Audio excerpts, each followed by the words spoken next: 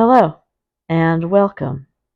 I am Light, and this is my channel.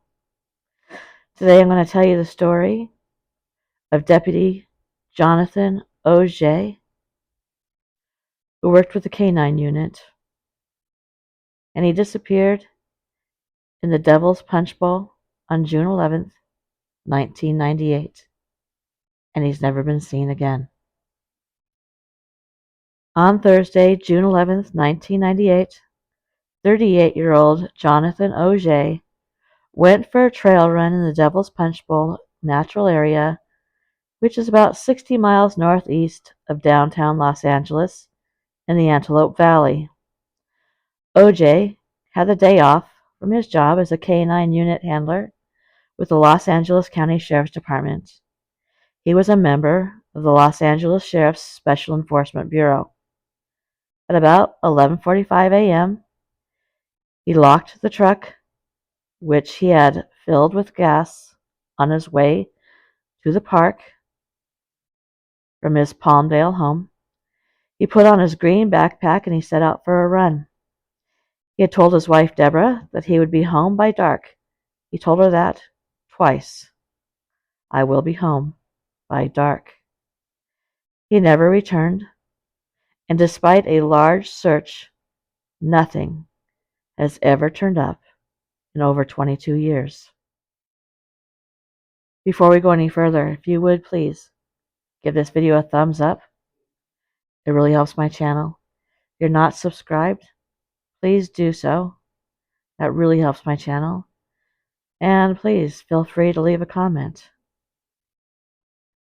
While John had been a deputy for 18 years, before that, he had been a paratrooper in the Army's Special Forces unit, and he had a tattoo of the U.S. Army Eagle on his left bicep.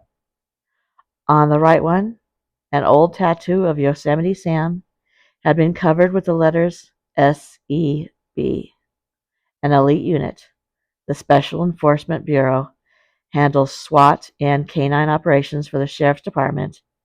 They negotiate hostage situations and serving warrants.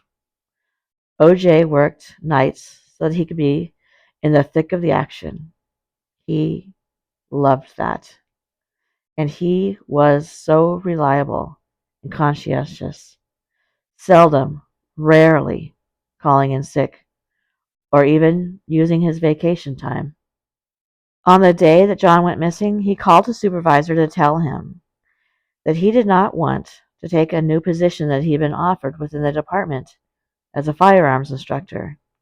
He said that he wanted to stay as a K-9 deputy. Oujay was a K-9 deputy for 3 years, and his dog, Bosco, lived with him at home. John was 6 feet tall, and he weighed about 165 pounds when he went missing. He had brown hair and brown eyes, and he was wearing olive green shorts with pockets and a light-colored shirt, hiking boots, black crew socks, and a blue and white or green and white baseball hat. He was also wearing a Casio brand running watch, black oval-shaped sunglasses, and he was carrying a forest green JanSport brand backpack. The Devil's Punch Bowl is a scenic gorge within the Devil's Punch Bowl Natural Area in LA County Park within the Angeles National Forest, north of San Gabriel Mountains. Layers of sedimentary sandstone have been tilted to nearby vertical angles by the nearby Punch Bowl and Pinion Faults. Those are offshoots of the nearby San Andreas.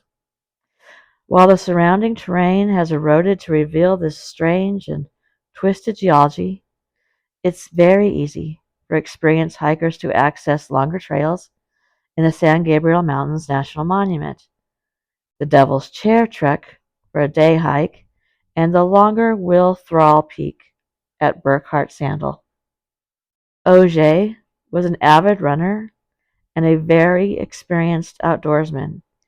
He regularly traveled to the Sierras on weekends for hiking and camping trips, and he had staged more than 10 climbing expeditions on Mount Whitney, the highest peak in the United States.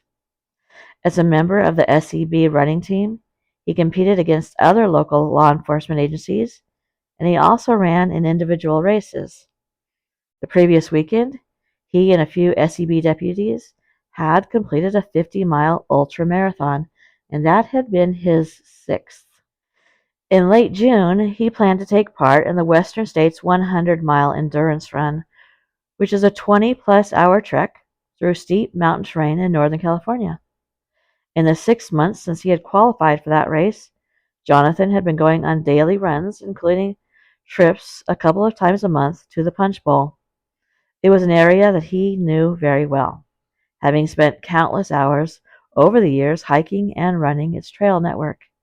The hours of physical training he logged in his spare time were in order to stay in optimal shape for his job. He believed it was his duty to give 110% of himself to the department. Early in his outing that day, Oujay came across a teacher with a group of kids whose classroom he had recently visited with his canine partner, Bosco. He stopped and he talked to them. He was enthusiastically telling them about his route to the summit of the 9,400-foot Mount Baden-Powell, 20 miles away. He said he'd be back around sunset, and then he continued running after he said goodbye.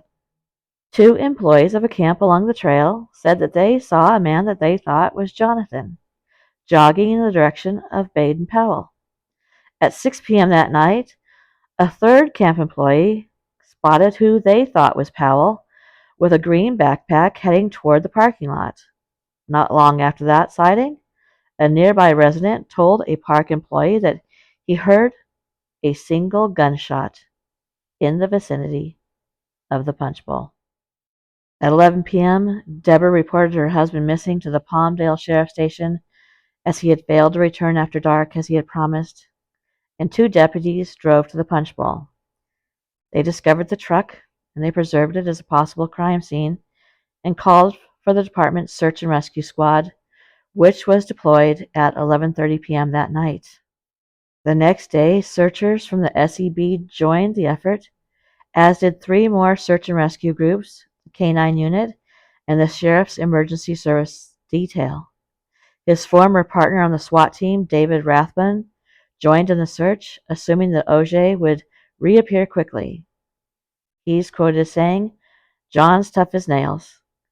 He remembers thinking, they'll find him and bring him out, and he'll probably have a sprained or broken ankle. Some of Oujay's family members were confident that he was going to be able to withstand the harsh desert. His father-in-law recalled how Oujay had once scared off a 500-pound black bear when the two were camping in the Sierra. But when Oujay didn't come limping out of the wilderness within the first 24 hours, says Rathbun, we got pretty antsy. On the third day, searchers from as far away as Malibu were participating along with those from the nearby Air Force Base. An Army Black Hawk helicopter was deployed near Mount Baden-Powell, while additional helicopters, horses, all-terrain vehicles, thermal imaging equipment, and infrared technology were deployed to search the Punch Bowl's ravines and crevices. Searchers were airlifted to mountaintops and some of the mines that dot the landscape. An ultra-marathon runner named Vicky DeVita, whom Oujay was dating, said to investigators that Jonathan had told her he planned to go on an overnight walkabout in the wilderness, accompanied by a deputy friend of Oujay's. She spent the night in the Punch Bowl, calling for him, but there was nothing. John had hoped to move in with Vicky and had requested that she submit to an HIV test before the two consummated their relationship. Vicky died in 2010. According to the official log, after a week, an SEB lieutenant opened Oujay's truck and removed his badge and wallet. Deputies drove the truck back to his Palmdale home. Days before the Western States 100, a friend handed Oujay's race packet over to investigators because they were hoping that he might show up for the run. But he didn't. In the first week of Oujay's disappearance, the department retrieved his dog Bosco from his home, and they boarded him in a kennel in Riverside. Within 2 weeks, Bosco, who was 7, he died. A spokesman for the sheriff's department told reporters that the cause of death was a ruptured artery, but Deborah's mother was quoted as saying Bosco had died of a broken heart. There were some rumors around Jonathan's friends that he might have returned to the military for a covert assignment. There was a theory that he might have dropped out and moved to Alaska, a place he'd talked about living in. His younger sister, Jan, decided that he had plans to flee, stashing money, obtaining a new identity, and staging his disappearance. She knew that her brother was increasingly miserable living in Antelope Valley. He was a loner who desperately wanted to move to the mountains for better access to hiking and fishing. The last time that she saw him was at a family wedding, the month before he disappeared. He was ready to go, she said. He was checked out. He was done. However, for unspecified reasons, investigators believed that Operation Silent Thunder, which had been a 2-year undercover methamphetamine operation in the Antelope Valley area, might uncover evidence about Oujay's disappearance. But they say that there were no clues found, and of course he remains missing. Deborah and John met during high school in Downey, and they married in their hometown in 1986, but were headed for a divorce before Oujay vanished. The couple had been married for 12 years and had a 5-year-old daughter named Chloe. A month before he left his home for the last time, John had told Deborah that he thought that they should go their separate ways. The last thing Deborah remembers John saying the morning of the Punch Bowl run was, "Have a nice life, and tell Chloe I love her." The night he went missing, Debbie spoke to a private investigator to find out where Oujay was and was he cheating on her. But she abandoned that line of inquiry after learning that it was going to cost her $500. Soon she began to think that her husband's goodbye seemed like that of a man who was planning to kill himself. Thinking back, she thought that John had been acting differently. There had been a cold, intense look in his eye the final time she saw him, and a month before, during an argument about their relationship, he had held a loaded gun to his head as he drove along the freeway. He was quoted as saying, "What do you want me to do? Kill myself?" Shocked, Deborah burst into tears in the passenger seat. He had packed his running medals, as well as climbing and hiking memorabilia that had been on the walls of a spare room, and returned a family heirloom bookshelf to his in-laws. Oujay also gave a gold necklace of his father's to Davida, the runner with whom he was starting a relationship. Was he planning to end his life? The LA Sheriff's Department believed that he, most likely, committed suicide. But then, where was his body? It has never been found. And that was a very, very large and intense search for him. Family members do not believe that John would commit suicide because he was so close to his daughter Chloe. His older brother is quoted as saying, "I never believed that for 1 minute." "The guy had too much pride," said his nephew Derek Oujay. "I'd put that on the back burner and rule that out." Scott Griffiths, a close friend who frequently went on ride-alongs with Oujay, felt that the deputy simply had no reason to kill himself. He's quoted as saying, "I mean, he had a zest for life." He recalled how his friend seemed happy about the new relationship that he was starting with Davida. And of course, he had plans coming up for an amazing adventure for this race. Then there was a theory that Jonathan had been killed by a fellow deputy as part of a plan to hush up links to the meth world. The Los Angeles Sheriff's Special Enforcement Bureau had been embroiled in a long legal case and investigation related to corruption involving meth production and traffickers. There were rumors circulating within the Antelope Valley stations that deputies had been warning meth players of pending drug busts. In the early 1990s, a 5-year internal investigation led to the indictment of 35 deputies who stolen millions of dollars from drug dealers. FBI video surveillance captured a sergeant and 2 narcotics detectives taking $30,000 from a drug dealer's hotel room. A detective assigned to the elite narcotics team was arrested for hiding $150,000 that had been stolen by a colleague. A few days after Oujay vanished, a woman linked to the Antelope Valley outlaw bikers called the sheriff's department to report that she heard that Oujay had come across a meth lab and was, quote, taken care of. Then a tip came in from an informant who said a biker dealer claimed that after the deputy discovered something on his jog, he was going to be a hero and he was taken care of before being, quote, put into a hole.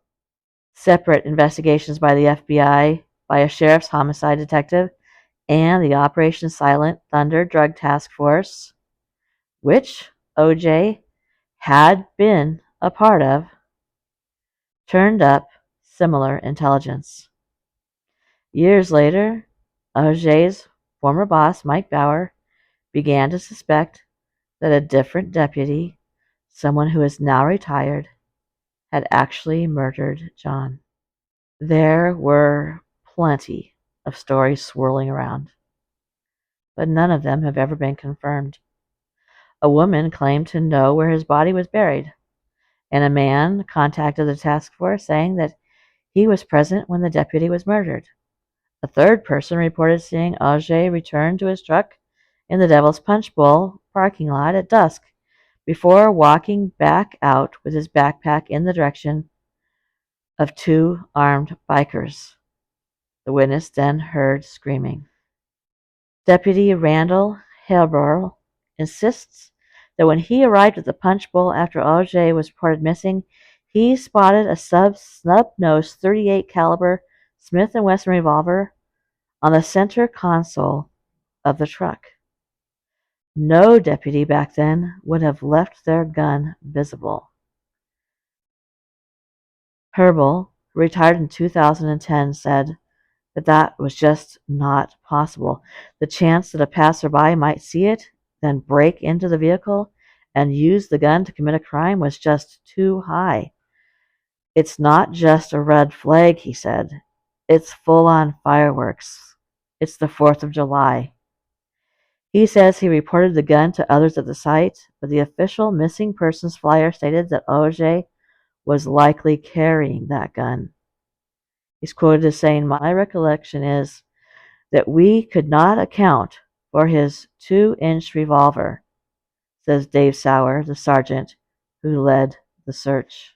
In May of 2018, Darren Hager, who was a deputy with the Los Angeles Sheriff's Department, received a jury award of $4.5 million upon their finding that Hager was wrongfully terminated in retaliation for looking too closely into John's disappearance.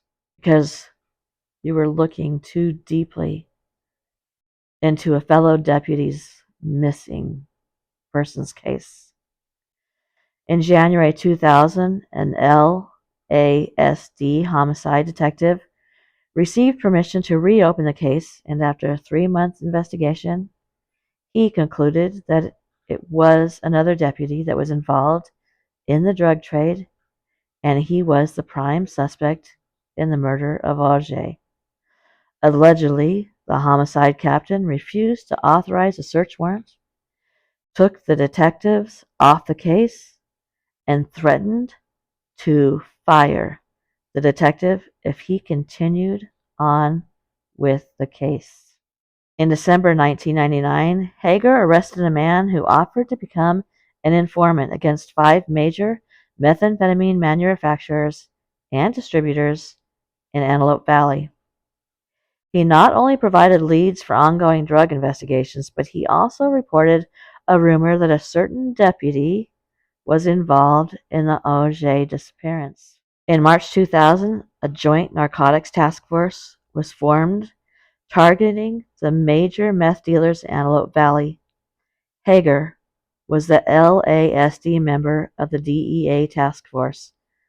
The then Assistant Sheriff Larry Waldy ordered Hager to investigate the narcotics with the DEA, but only to document, not investigate any information obtained on Oujay or any corrupt deputies, which was to be later turned over to Homicide or the LASD International Criminal Investigation Bureau. Hager considered the DEA task force investigation an enormous success. The 11-month investigation led to 290 state arrests and 32 federal convictions for narcotics, manufacturing, and trafficking. And, as he was instructed, Hager said he turned over the information he had obtained related to Oujay and any corrupt deputies to his lieutenant, who transmitted it up the chain of command. Hager said that the Internal Affairs Bureau then subjected him to an 11-month investigation, which he contended was in retaliation for reporting the information about the corrupt deputies. On July 28, 2003, he was fired from his job. Hager then filed a suit in Los Angeles County Superior Court against the Sheriff's Department and the county for retaliation and wrongful termination. He argued that since he was hired in February 1998, he was rated as outstanding for his last 3 reviews in 1999, 2000, and 2001. In 2002, he went to Washington, D.C. to be presented with the DEA's Administrator's Award for his work on the task force, and that such termination was improper.